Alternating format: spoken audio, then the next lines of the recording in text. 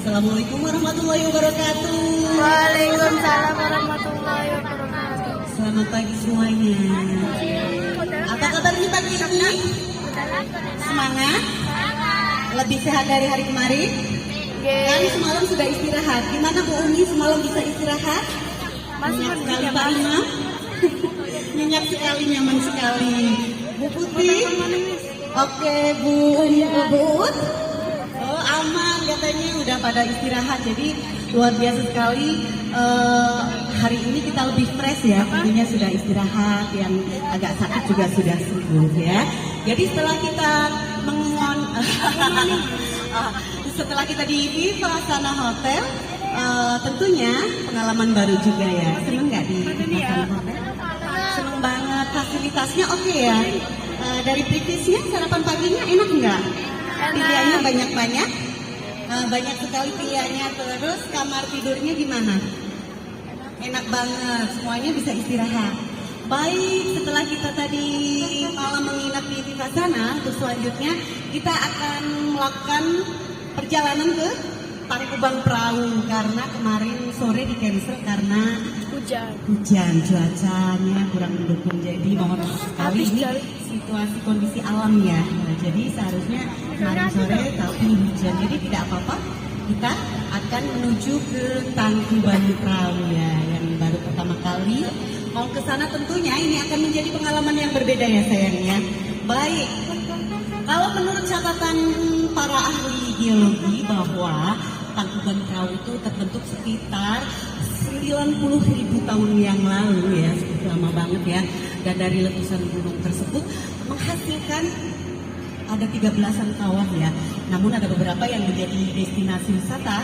Tentunya salah satunya yang akan kita kunjungi yaitu di Kawah Ratu.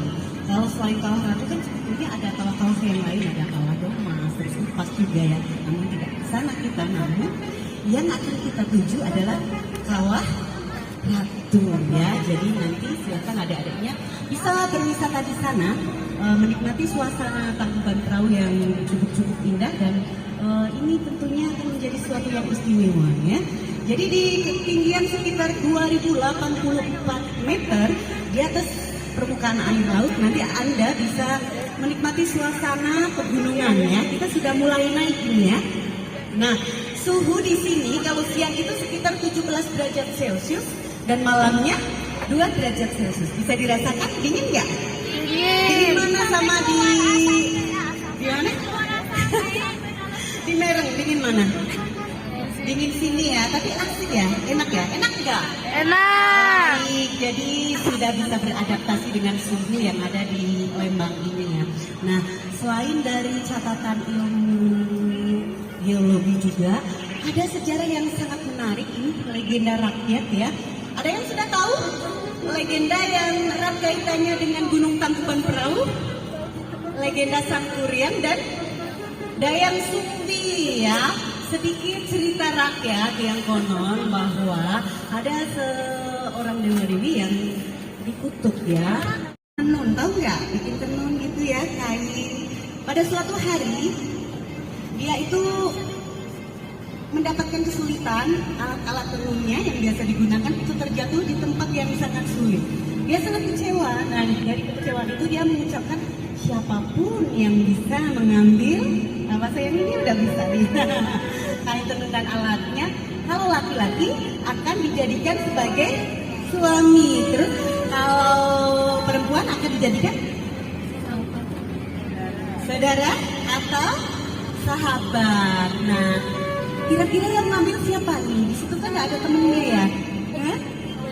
Betul sekali, hewan ya bunda. Hewan yang bernama Situmang ya.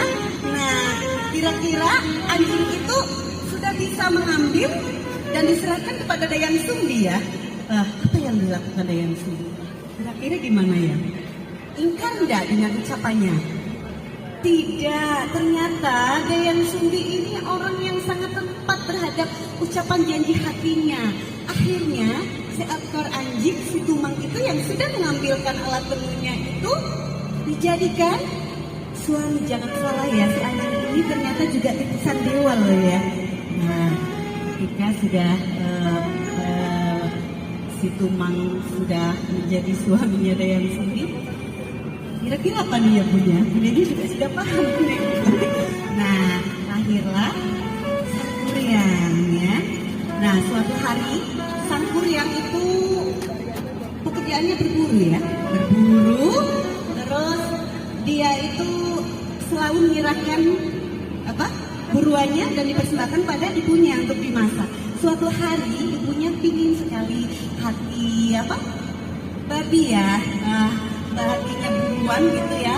Dan Sang Kuryang bersama si Tumang pergilah untuk berburu. Pada suatu ketika hari itu memang tidak menyenangkan bagi keduanya. Si Tumang cukup malas untuk berburu, terus Sang Kuryang juga marah karena sampai mau sore hari tidak mendapatkan buruan. Sehingga apa yang terjadi? Karena kemarahan Sang Kuryang dibunuh si Tumang dan diambil hatinya untuk diserahkan kepada ibunya dan dimasak seperti itu ya. Pada suatu waktu sudah dimasak, sudah dimakan, ibunya Sang Dayang Sumbi itu merasa kehilangan. Kenapa si Tumang nggak kelihatan seperti itu ya? Apa kira-kira yang terjadi? Menanyakan kepada Sang Kuryang. Nah, Sang Kuryang akhirnya jujur bahwa hati yang dimakan ibunya adalah buruan si Tumang yang telah dibunuh oleh Sang Kuryang. Dayang Sumbi marah nggak? Marah besar ya, marah besar sehingga Sang Kuryang dipukul dan diusir ya dari tempat kediaman mereka karena sangat sedih. Terus Sang Kuryang juga meninggalkan ibunya ya. Dari tahun ke tahun tentunya Sang Dayang Sumbi sedih nggak? Sedih ya karena sudah menyakiti Sang Kuryang. Namun ini juga karena perilaku Sang Kuryang yang sudah membunuh si Tumang yang sebetulnya itu juga ayahnya Sang Kuryang ya. Dari tahun ke tahun Sang Kuryang juga berburu, mengembara, terus menjadi pemuda yang sangat tampan. Namun Dayang Sumbi juga terus bertapa dan mohon kepada dewa agar dia selalu diberikan kecantikan abadi. Nah, suatu tahun udah berganti nih ya. Jadi Sang Kuryang kembali mengembara dan dia itu udah nggak sadar gitu ya. Datang sama Dayang Sumbi. Dia juga tidak tahu kalau Dayang Sumbi adalah ibunya dan mereka saling jatuh hati ya. Jadi ini cerita rakyat gitu ya Adek ya. Nah, mereka sudah saling cinta gitu ya. Namun pada suatu hari Sang Dayang Sumbi nih ya tahu luka yang ada di kepalanya Sang Kuryang dan menyadari bahwa Sang Kuryang adalah putranya. Sehingga dia sudah tidak mau dong ya menikah dengan Sang Kuryang, sehingga dia mengajukan persyaratan yang sangat tidak mungkin ya kalau secara nalar.